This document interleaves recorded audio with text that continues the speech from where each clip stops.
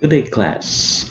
Welcome to another lesson in RE2, and today we will discuss Module 4, which is about towards values formation. Let's begin.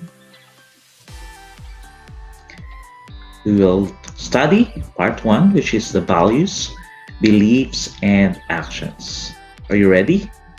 So let's begin. At the end of the lesson, the student would have defined values and differentiated them from beliefs and actions. Secondly, drawn the relationship between words and actions.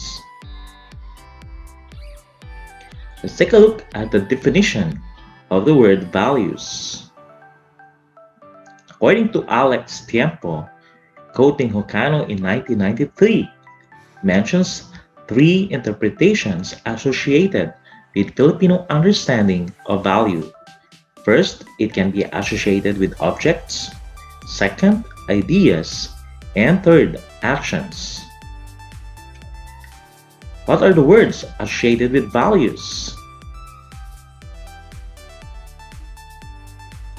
For objects, it could be the price, the cost, the charge, the amount, or the worth of these objects. For ideas, it could be dignity, importance, consequence, and weight. And for actions, it could be extent, merit, significance, and usefulness. Values are also defined as that which one shows by his actions or that which one cherishes the most. Let's proceed to the nature of values. Firstly, values always have a positive function. Ocano states that the values we consider negative are actually actions violating the standard behavior but are rationalized in the context of existing values. He further claimed that these so-called negative values are actually labeled because they were used in the wrong way. Values always have a positive action. For example, pakikisama is a Filipino value. It can become a negative value when someone takes drugs due to peer pressure and later would resort to stealing. The person then might justify such acts as taking drugs and stealing by saying, "Nadala lang ako sa ila" or "naumid lang ako sa ila." Commitment of crimes are labeled as misuse of values or violation of the principles of values. Let's take a look at this example.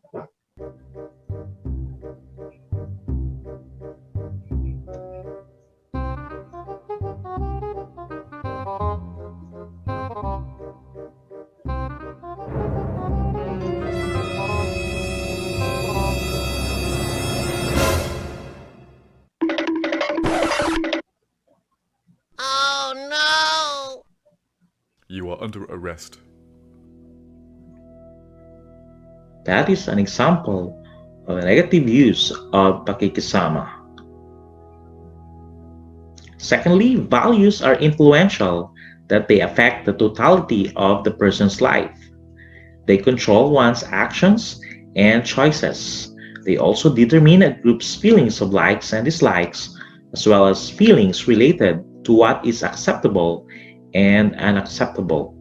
Values serve as a guide to one's plan, decision making, and response to change. Thirdly, values are related to one's search for meaning in life. We say that life is meaningful when a man has formed something capable of arousing his commitment to it, something deserving of his best efforts, something worth living for, according to Andres. Knowing one's purpose in life also aids in determining what one values most. Thirdly, what is the relationship between the three? The values, the actions, and beliefs. Beliefs or convictions will only become a value if it is a cherished belief, a freely chosen belief, and a belief that pervades life. How then can belief be distinguished from value? Belief is expressed through their statements or verbal assertions about what is true, important, or what ought to be done, whereas values are seen in one's actions. People act according to what they think is important, appropriate, or meaningful in life.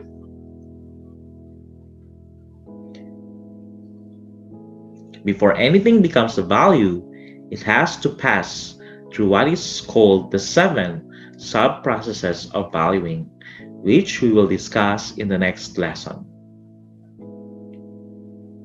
Finally, let's proceed in the learning from Scripture. Jesus shows us the importance of relationship between words and actions. In one occasion, recorded in Matthew 7:15 to 27, he describes certain people based on what they do and say. Firstly, we can learn there that the false prophet in this passage is understood as one who said one thing and did another. Secondly, the truths about false prophets that we can draw from the passage are: firstly, there is only one way a person's sincerity can be proved, and that is by his practice. Secondly, fine words or stated beliefs can never substitute for fine deeds. Jesus' teachings are as found in this scripture speak of values and valuing. And finally, what is wrong with being a false prophet? Firstly, false prophets harm other people by lying to them and manipulating them to act in ways they would not normally act. And false prophets hurt themselves since they are always on shaky ground. They are afraid to be discovered for what they really are.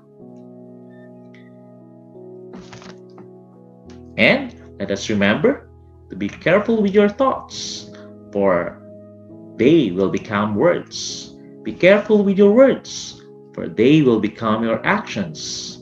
Be careful with your actions, for they will become habits. Be careful with your habits, for they will become your character.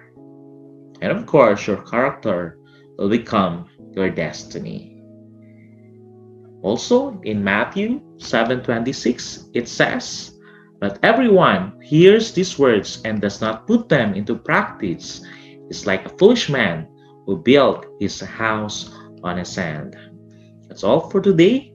Thank you, and I hope that you have learned something about values. God bless.